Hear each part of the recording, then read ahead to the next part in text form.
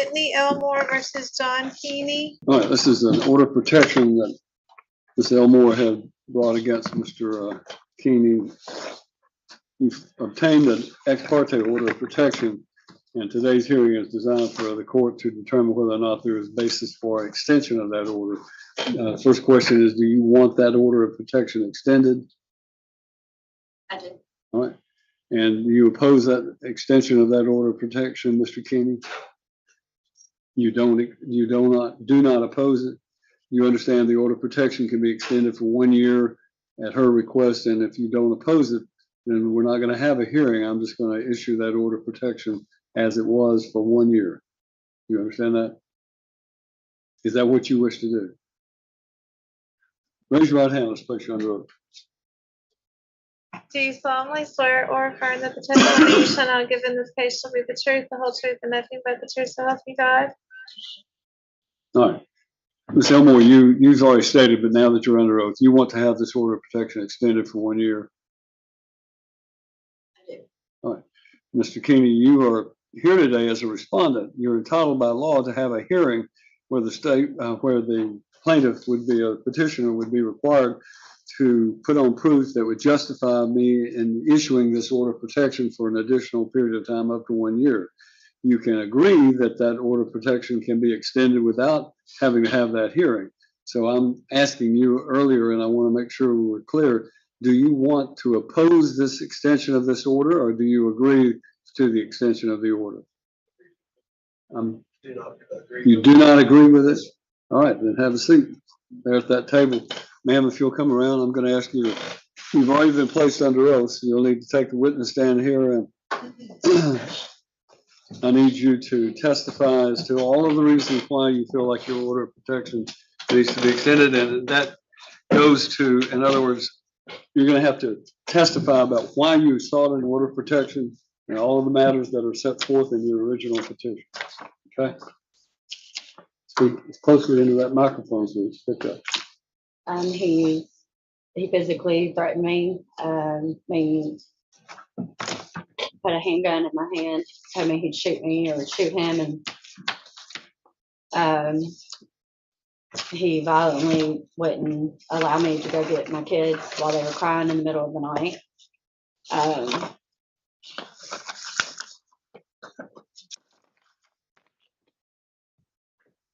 He's put his hands on me several times. He's thrown me around several of our pregnancies. He's physically, verbally abusive. And I'm scared of him. And I don't know what he'll do. Now, do you have a copy of the petition that you filed? I do not. All right. In that petition, you filed that you made the following accusation. It says he's woken me up from bed, grabbing me, slinging me around, throwing things at me, forced a gun in my hand and told me to shoot myself or him. Also said I could leave, but not with my kids, and if I tried, then he would kill me. Yes. Now, is that something that you still? That's all accurate. Pardon? That's all accurate. That's all. Right. All of that is true and correct? Yes, sir. And when did those things occur? I'm not exactly sure on the date. I want to say it was like the end of May or the end of June. No, I'm sorry, the end of April, because I left Ohio May 1st. So it happened that previous Saturday night was when that happened. You signed this petition on May the 5th, I think it was. Mm-hmm. I got here in Tennessee on the 1st. And so you're saying that those things that you described occurred. You also stated that it's got to the point where our own kids are afraid of him. When he yells, raises his voice, they are scared, crying. I'm scared enough to not know what to expect next. Yes, Right. And your testimony is that that's the basis for you getting an order of protection. yes. And do you want the children to be involved in that order of protection as well, or do you want him to be prohibited from having any contact with you and the children? I don't mind him being in contact with the children. And under what circumstances are you were you and he living together before you got this? Yes, And so after you obtained this order of protection, what is your intent? Are you married to Mr. we're Kinney? not married. All right. Is there any custody order down between the two? No, sir. What are you proposing for him to be able to see these children? First of all, how old are they? My son will be 3 in September, and then our twin girls will be 2 in November, and then I'm expecting a little girl right now. So you're pregnant with his child? Yes, sir. So again, I can only deal with the children that are alive born, but what are you specifically asking the courts to do regarding a visitation schedule with him? And the Well, he children? lives out of state, so I don't know how that would work. He lives in Ohio? Mhm. But like him communicating on the phone or whatever, I'm okay with that. But I just wouldn't want nothing to jeopardize him trying to take my kids back to Ohio, because we're here in Tennessee and we're not going nowhere. Anything else you want to tell me about this situation? No. Yes, sir. All right, Mr. Kinney, you have questions. You're not required to ask questions, but I'm going to give you a chance to testify. But do you want to question her about anything that she said?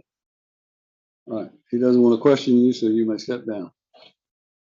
And you have a seat at the opposite table. Do you have any other witnesses, Ms. Elmore? I have my mother, sister, and brother here. All right, if you want her to testify? She can, yes, sir. Well, now this is your case, so understand what's saying that she can, it doesn't matter to me whether she does or not. It's up to you to put on the proof that you think justifies this. So do you want her to testify? Yes. All right, come up, please, ma'am. You're acting as your own attorney, so you're going to have to put her on the stand and question her. Raise your right hand and be placed under oath. Do you solemnly swear or affirm that the testimony you shall now give in this case shall be the truth, the whole truth, and nothing but the truth, so help you God? Come around, please, ma'am. I'm going to ask you as well to step to get as close to that microphone as you can and testify. Ms. Elmore, she is your witness, so if you will ask her the questions you think are important. Do I need to stand or am I okay? At the podium, I'm sorry. First of all, so that the record is clear, you are the mother of Ms. Elmore, is that correct? Yes, sir. All right. And what is your name? Patricia Wahardo. Okay. Now, Ms. Elmore, we've established who she is and what her name is. You may ask any questions about her testimony. Needs to be regarding what this order of protection is about, the allegations of abuse and so forth. So ask her any questions you think is relevant. On May 1st, the altercation that happened in the parking lot. Will you explain what happened? Okay, so on May 1st, I was in contact with my daughter just about every day. I knew the situation was getting very concerning to me. On Monday prior to May 1st, I actually talked to her, and from the abuse, verbal, mentally, physically, that she was sharing with me, I explained to her that day that if she didn't go to the school or go to the police station, that I was going to call myself. For the simple fact that I did not want to not hear from her one day, and I had to make that call.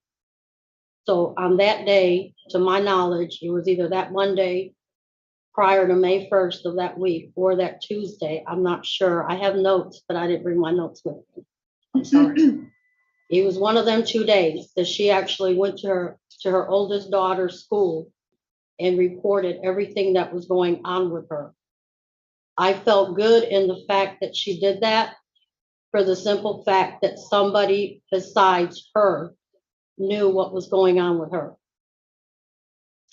We continued to talk every day.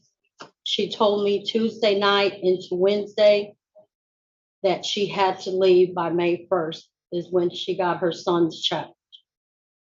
And she made the comment to me, Mama, I will not make it another 30 days if I stay here.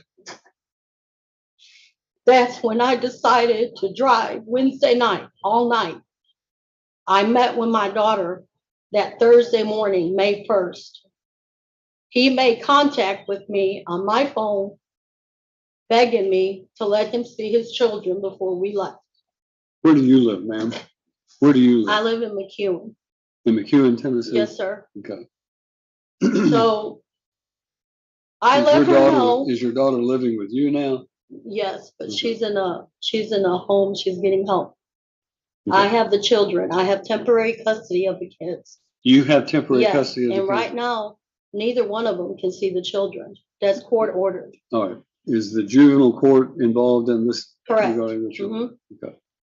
And so right now you've got temporary custody of the children through juvenile court, and you are following those court rules. Yes, sir.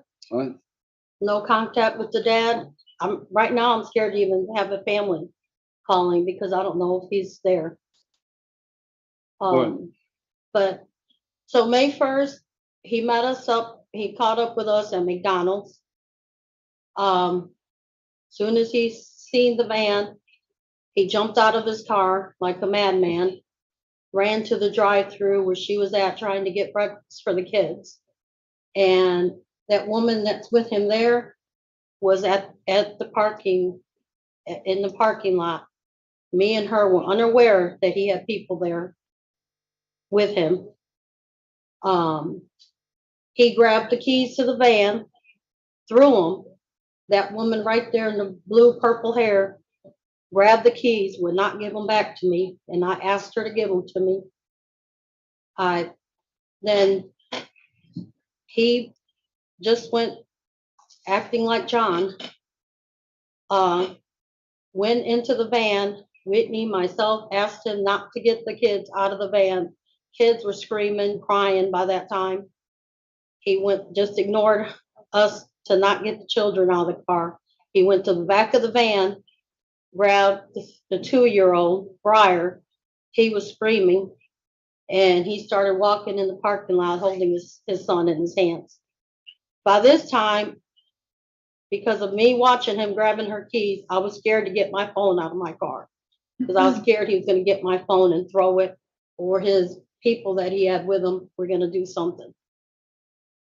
I ran back to my car to get my phone, and people at McDonald's were already hollering at me, telling me they already called 911.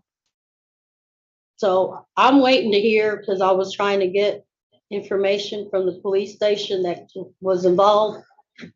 I've been told 2 different police stations, so I'm still kind of working on that to see if anything was reported on that day. All right. What you know about the physical abuse of your daughter, is that all what she's told you? Yes, and what Have you I've ever seen anything? I've took pictures of it, You suspicion? and I've also took pictures of her bruises Oh, on her body. Okay. And did you take those pictures, or you've seen the pictures? No, I took them once I got her home here. Okay. And those were pictures that were given to the court and juvenile court regarding the children? No, not yet. No, they haven't. They suspended everything as far as juvenile court because of this. Right. She said we were at a standstill as far as the custody. Well, juvenile court has priority over this court regarding custody of the children. Once children are taken into the custody of juvenile court, that court controls. Unless and until they conclude the litigation or they relinquish jurisdiction back to this court. But this court can only today issue or not issue an extension of an order of protection. In this case, it won't involve the children because they're under the protection and control of the juvenile court. So that's why that's important. All right. Thank you. Any other questions for her? Yes. Mr. Kenny, do you have any questions for this lady? Thank you, ma'am. You may step down and have a seat in the courtroom. So, do you have any other witnesses? No other witnesses. Mr. Kenny, you are not required to put on any proof but you are given an opportunity, if you wish, to testify yourself or to call witnesses of your own. Do you want to testify in this case? Come on up. I would remind you that you were previously sworn, so you need to have a seat. So.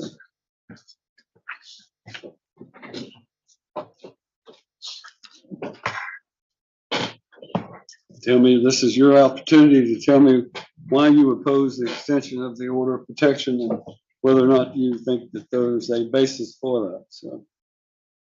I wanted to extend it because Speak up to the microphone. I wanted to extend it because I'm afraid of the safety of my children. You understand that the children, according to the proof, the children are under the control and jurisdiction of the juvenile court of Humphrey County and not this court. I don't have anything to do with the children because they're under the juvenile court. You understand that? So go ahead. And the question is having to do with this order of protection is only going to be between you and her.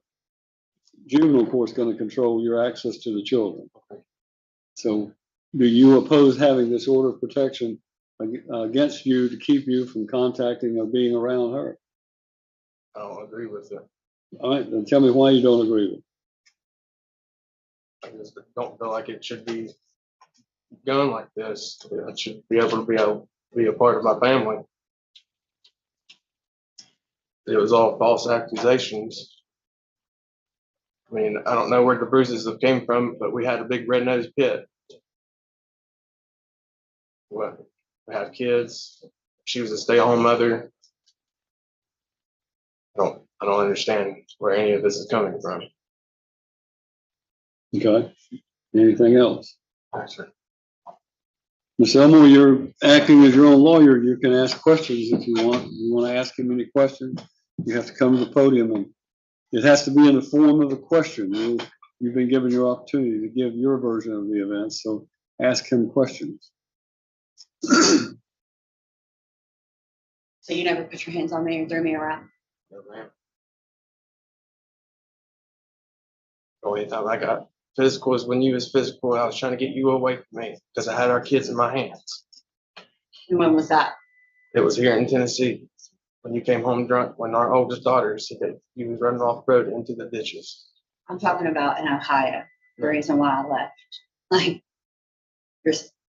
and the gun that you put in my hand. The gun was in the truck the whole time at Ariel's house in the pickup truck. Okay. Yeah, I'm done, sir. I have no more questions. You live in Ohio. Yes, sir. All right. You have any witnesses that you want to call? Yes, sir. Have a seat. Call your witness. Ariel.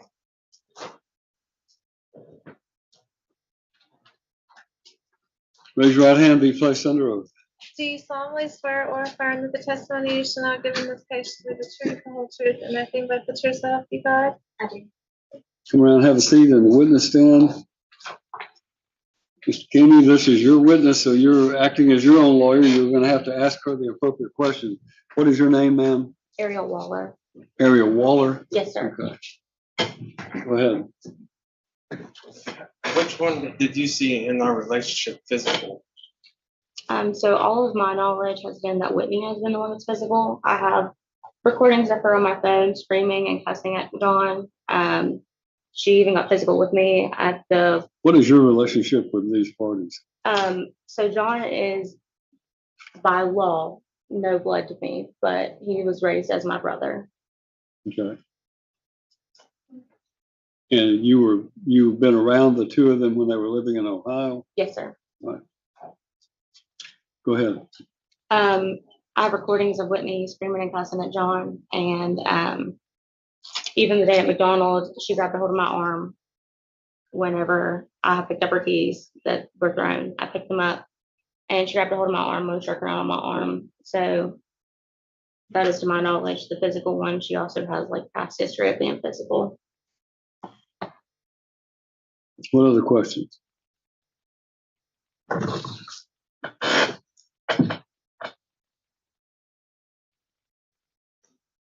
What was your story? What happened at McDonald's? So my husband and John worked together, and they had left for work already that day, and I seen John pull in a panic, and I walked outside and he was already gone. And my husband told me that Whitney was taking the kids and leaving the state of Ohio, and John went to go meet them so that he could see his babies. And when we got the word that they were at McDonald's, we went down there and they were already there. Whitney's mom was in John's face when I got there, and I got out of the car, and I told John to go calm down and picked up the keys. And then Whitney grabbed a hold of me, and I saw the keys in my hand. I told her just to wait for the sheriffs because we had already called the sheriffs. We called the sheriffs before we left my salon, which is only about 5 minutes down the road. And then when they went back to arguing, I set the keys on the top of her hood, and her mother and her uncle were there. Her uncle, to my knowledge, is a sex offender who's not supposed to be around children. He was there, and they were cussing me, and my husband told him that he had to leave me alone. The babies were in the car unattended, and John went and picked one of them up, Briar, the oldest. Ainsley, her oldest, was standing over there with me. I was just trying to keep her calm and keep her out of the hustle and bustle of the situation. And then the police got there, and they the police in Ohio said that they were allowed to go and to take it up with our custody court, which we did. We filed for custody shortly thereafter. Okay, anything else? My dually was broke down at your salon, correct? Yeah, your dually's been at my salon for a while now. He just now got it legal as of last week.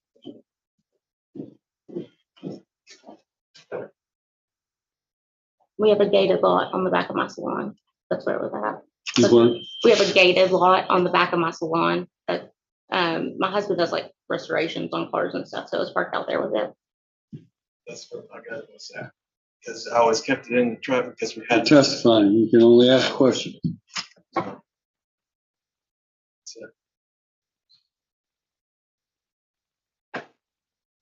Anything else?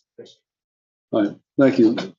Ms. Emery, do you want to ask questions of this witness? Remind you that they must be in question form. I just want to say I have nothing because they're under oath and it's nothing but lies. So I'm good. Have a seat. Thank you, ma'am. You can sit down. Thank you.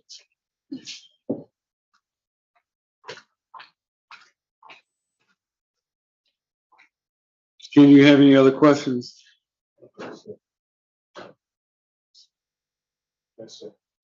Any other witnesses? I'm sorry. You have any any other proof? All right.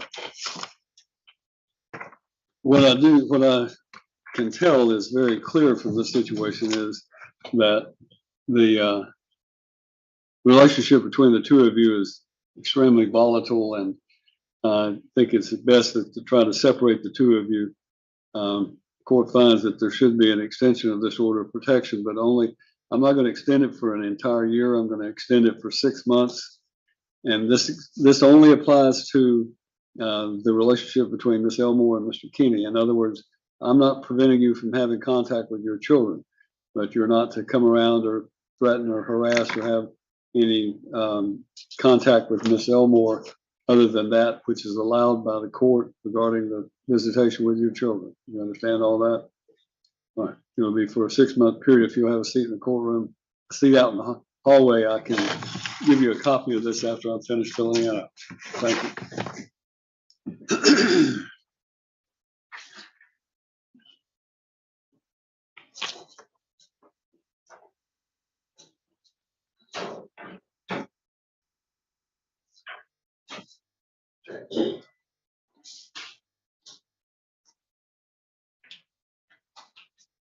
All right, this is a hearing on the extension of an order of protection that was obtained by Ms. Morgan. Ms. Morgan, you have obtained an ex parte order of protection that was issued in this case.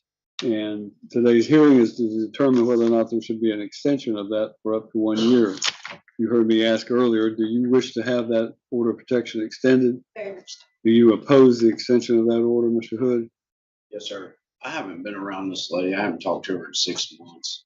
About 2 weeks ago, I was in the Tennessee City Dollar Store. Her little girl did come All right, home. you need to stop, just stop where you are, and let me just explain to you that if you're gonna testify about any of the aspects of this case, then you're gonna have to be placed under oath, but she gets to go first to tell her, her side of this situation. Just stay away from her. I haven't contacted her. So. Well, you understand, this hearing is designed for me to determine whether or not the order that was entered ex parte to bar you from having any contact with her should be extended for up to 1 year. Yes, sir. If you don't oppose that, if you're in agreement with the extension of that order, then it's a simple matter. I will extend that order of protection Yes, for sir. up to 1 year, and then you can be on your way. Yes, sir. Is that what you want to do? All right, then I'll extend the order of protection. I'll have to fill it out. So if you'll have a seat, then you may want to sit in the courtroom, and you can have a seat out in the hallway, Mr. Hood, and they'll serve you with a copy of this order after I filled it out. All right. So we're done. Just sit, you can sit up out in the hallway and wait till I can get a copy of this order. This is petition to terminate child support. And you have filed this pro se, if I understand correctly, Mr. Morris. Your child, that, and according to this information, will not be 18 until July 21st. Is that correct? Sure. So I can't terminate child support until that point. Yeah. So we need to just reset it. The law says that you owe an obligation for your child until your child turns 18 and graduates from high school, or the class of which they are a member graduates. Has your daughter graduated from high school? Son, no, he has not. Son, I'm sorry. So what grade is your son in? Senior. He will be a senior coming up. He was held back in the 3rd grade, so he'll be a senior coming up this year. So I want you to understand, Mr. Morris, that I cannot terminate your child support as long as he remains in school, because the class of which he was a member when he turned 18 will not graduate until next year. So by statute, it will be July of 2026 before you can have your child support terminated. He is in Penn Foster, hoping to graduate early. Okay. And he's also needing to get in touch with his dad. He is trying to enlist in the military. Okay. He needs his dad's signature on his paperwork so that he can start working out ahead of time while he's still in school.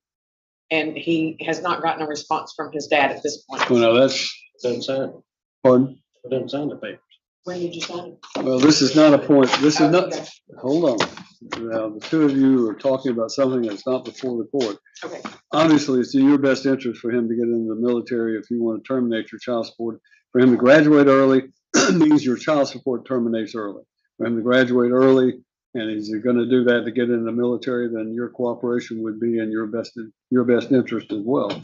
So I'll leave that to the two of you to talk about. You can step out in the hallway and have that conversation and sign the paperwork today at the clerk's office and be on your way to getting him enrolled in the military. So, but I can't terminate it until he either graduates from high school early or turns 18 and graduates at that point in time. So, Do you need the paperwork showing that he's in school? all right. Thank you. Thank you.